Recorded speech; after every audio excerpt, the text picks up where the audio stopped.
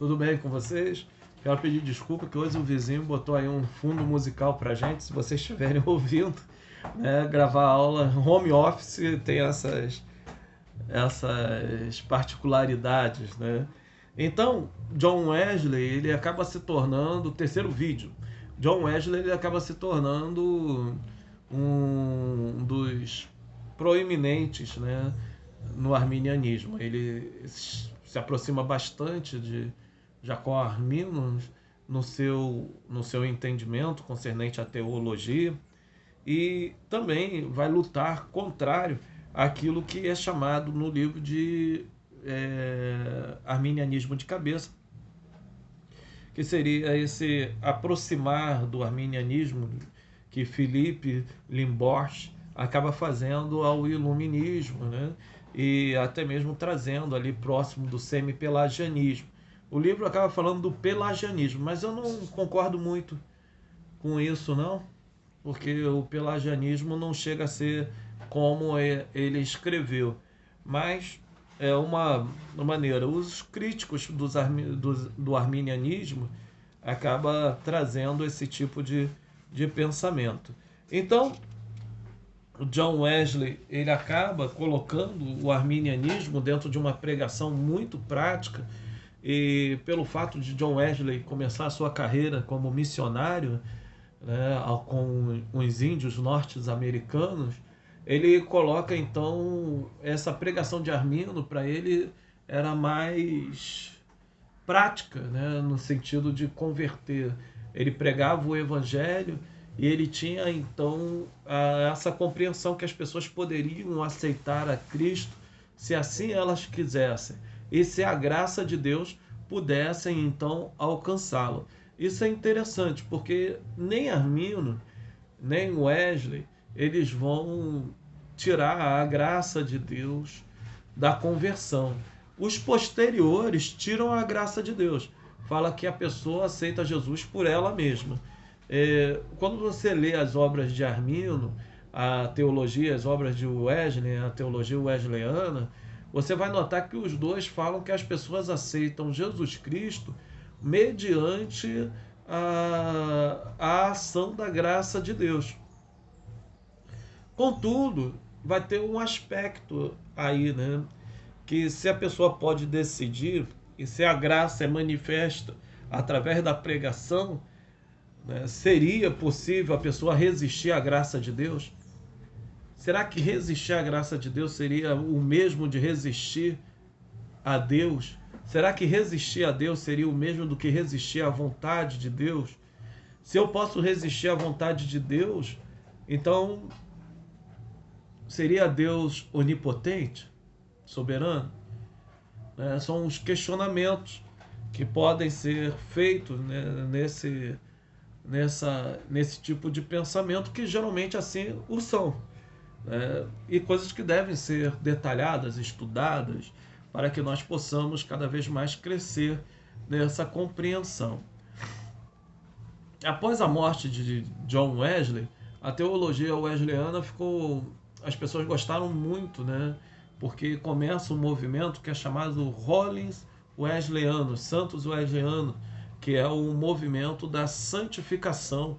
Esse movimento da santificação, ou o movimento da santidade, né? Da multiforme santidade, ele vai influenciar o evangelho de uma maneira positiva, porque o calvinismo de Calvino, ele trazia o que é chamado de vocação eficaz, que aquele que é salvo vai viver de acordo com a presença de Deus, vai viver ali dentro daquela ética que Deus tem, né? Ele vai trazer essa moral para a sua vida. Só que o calvinismo posterior, aquele que era feito, né, dentro das torres de marfins, ele fica distanciado por completo do pensamento da santidade. E a igreja então passa a ser fria, as pessoas não têm uma vida cristã autêntica. E isso é o que faz então John Wesley a querer modificar. E ele enxerga nessa teologia arminiana, até mesmo porque John Wesley ele tinha o pensamento do homem ser perfeito nesse mundo. Para ele, o homem podia ser perfeito nesse mundo. Pautado, claro, também em uma frase de Pedro, né? Sede perfeito, pois o vosso Deus é perfeito. Em um trecho fala, não, Jesus fala isso, Pedro fala, sede santo, mas Jesus fala, sede perfeito como o vosso Pai é perfeito. Então ele fala, é possível ser perfeito. Jesus era perfeito e era homem, então é possível um homem ser perfeito, né? Então, no século XIX, os metodistas eles acabam, né, trazendo, né, essa teologia arminiana para dentro do seu ciclo, mesmo que eles não adotem muito, não adotavam, né, esse nome, né, teologia arminiana, às vezes teologia wesleyana, mas fica conhecido como arminianismo wesleyano, né, dentro do círculo teológico. Por quê? Também vale a pena dizer isso, né? Eu, como teólogo, estudante de teologia, eu noto que os meus irmãos que se declaram arminianos, muitas das vezes eles são desprezados dentro do círculo teológico, porque por achar que não tem uma teologia de fato. É claro que as obras calvinistas elas são muito mais volumosas e muito mais abundantes, mas não se pode desconsiderar e nem desprezar tal conhecimento. Então, alguns pensadores, né, teológicos surgem nesse período, como Thomas Somers e William Burton Pope. Ambos acabam fazendo compêndios teológicos de grande importância e acaba trazendo uma contribuição muito grande. Pope ele vai escrever 3 volumes de teologia sistemática, onde vai ser um compêndio de teologia cristã. Inclusive esse é um nome, é muito bom tê-lo também para poder ler, né? Então esses teólogos arminianos eles acabam trazendo uma manifestação do arminianismo de uma maneira mais sistemática.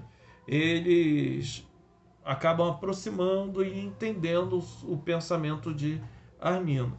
Contudo, né, existem alguns teólogos que são controversos, que o arminianismo clássico acaba não aceitando, que é o caso do teólogo metodista John Milne, que ele escreve a teologia sistemática, né, e que levou Whitefield, que é um teólogo calvinista fantástico também, né, de Princeton, a publicar um ataque contra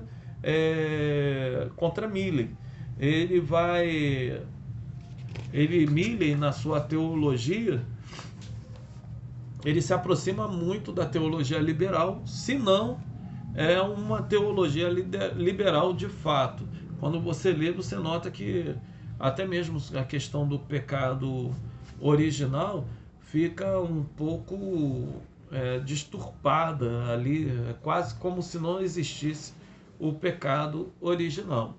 Um outro arminiano, que é um arminiano bem conhecido, a CPAD, editora Gospel, lançou até uma teologia, apesar de não ser uma teologia sistemática, apesar do nome vir teologia sistemática, mas não é um compêndio de palestras, de ensino dele, que é o Charles Finney. A carreira de Charles Finney, ela é impressionante. Ele era um advogado, ele se converte e ele passa a ser um evangelista avivalista, através de trazendo sempre uma pregação muito forte concernente ao ato do avivalismo, né?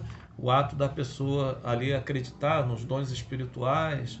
Só que ele comete um erro muito grande, que ele chega ao ponto de anular o pecado original, né?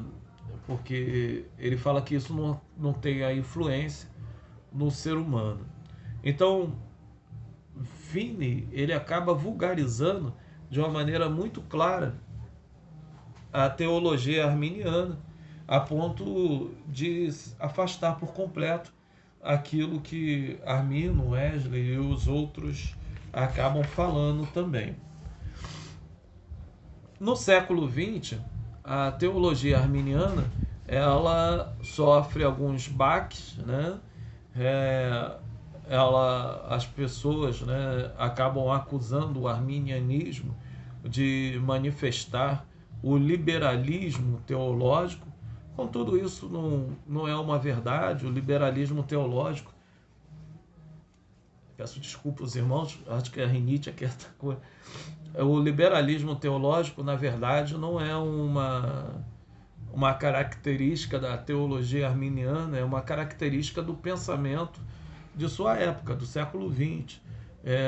Ele encontra ali, né, um pensamento mais próximo, não por Armino, mas sim pela história de alguns arminianos, como também alguns